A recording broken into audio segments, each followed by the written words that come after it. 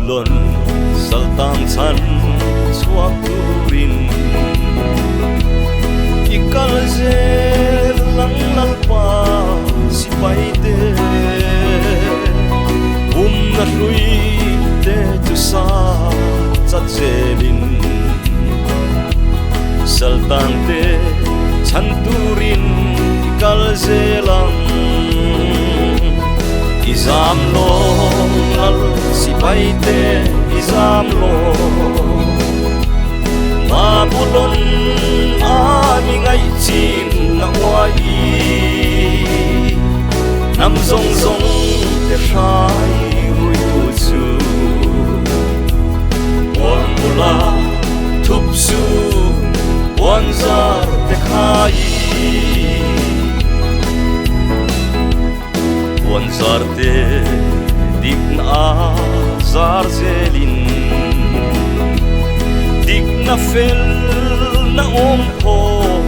in beli Babylon lo rui ti harturin wang lovin Zion fa ikal zelang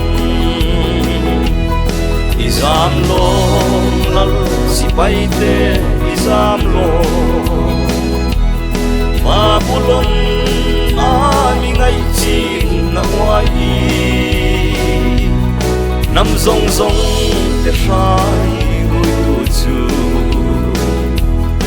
wan mula thup su wan zar te khai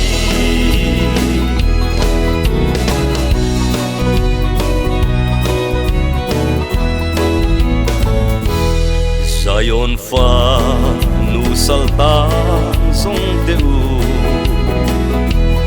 in quan ven te kha so chingula Babylon suala in te lo na anzinga na chua kim kal akung ka izam lo lal sipai te izam lo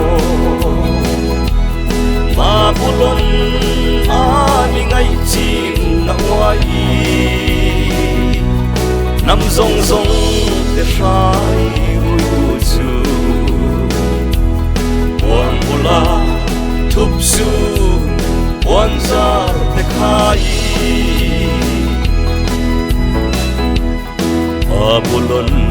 saltang chan chuak turin ikal se lang lalpa sipai te na hlui te tu sa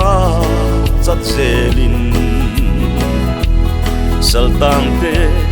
chan turin ikal zelang izam lo lal sipai te izam lo Babylon ami ngai chin na wai nam zong zong te shai hui tu chu wan mula thup su wan zar te khai